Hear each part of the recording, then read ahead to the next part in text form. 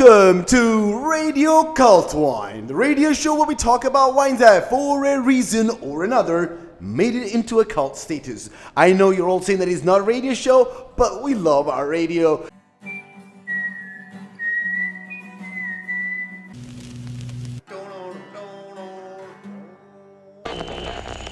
Radio Cult Wine Show.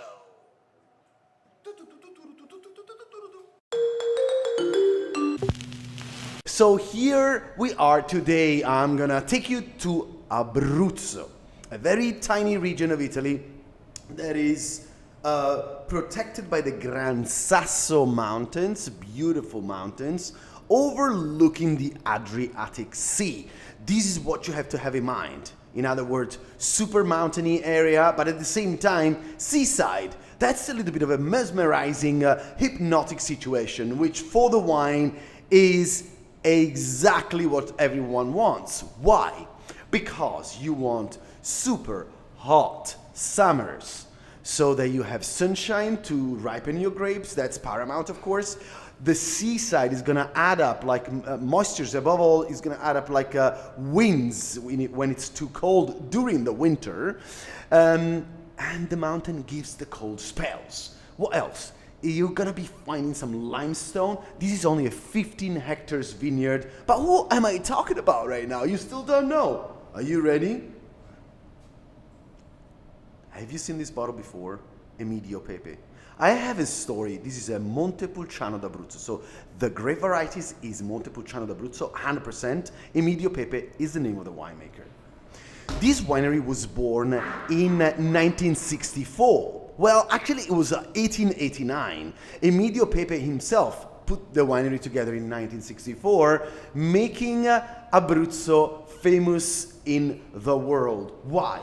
Because Montepulciano d'Abruzzo is known across the planet for being a very generous, supple, round, smooth variety, you know. But with Emidio Pepe, what you have, yes, you still have the generosity, yes, you still have the smoothness, yes, you still have the roundness, but you have complexity, you have length, and one major factor, longevity. There is no fine wines if the wine ain't able to age for how many years? 10, 20, 30, 40 years, 50 years. Why am I bringing this bottle in my Radio Cult Wine Show? Is because when you crack open a bottle of Emidio Pepe Vecchie Vigne of the 1980s, man, you can crack open whatever bottle from any major terroir in the planet and you will be in a fantastic world of smooth and yet complex. Lots of length and yet easy to drink. It's time to crack open the bottle. Oh man, I'm feeling so excited every time I open one of these bottles. So I had a story to tell you. First of all, this is not the Vecchie Vigne, which means that the wine is going to be released in the market much earlier than the Vecchie Vigne does. The Vecchie Vigne is going to take at least 7 years before it gets in the market. But right now, we've got a bottle of this 2017, which has been a hot vintage, but because of the mountain presence, you won't be noticing any heat whatsoever in the wine. Well, at least that's what I'm expecting. But I know Emidio Pepe, I know it's going to be like that. So, what is the story?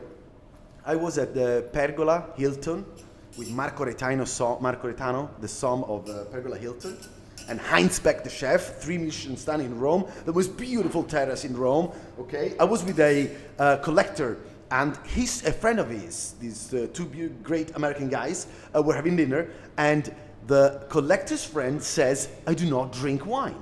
And I'm like, oh my gosh, it's going to be a dull night. Well, guess what? The other guy drinks wine, so I'm just choosing some wines. And among the wines that I choose, there is Emidio Pepe, 1984. So what do? I pour a little bit of wine on this gentleman's glass.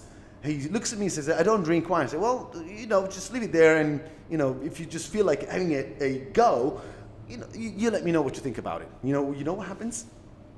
After half an hour, the glass is empty. Marco keeps pouring the wine to this guy. And the guy says to me, what wine is this? He was having like iced tea. And then he says, like I say, you know, this is Montepulciano d'Abruzzo. So like, but red wines usually have got the tannins, they're difficult to drink, not, you can't digest them very well. This is just like so delicious, and guess what? This guy was in his 70s, and I made a 70-year-old guy becoming an aficionado of Italian fine wines, thanks to Emidio Pepe. So this is the beauty of natural wines. What else can I tell you about Emidio Pepe, that now is working? Of course, this is a family-run estate with his wife Rosa, and then Sofia and Daniela now are helping. Sofia is the winemaker today, is the person that has followed the steps of Emidio, of her father. Granddaughters are working with them as well. Like, it's a super family, like super Italian family-run place. I love it. Now, on the nose, okay, so this is what you got here with good Montepulciano d'Abruzzo. Combination of tar,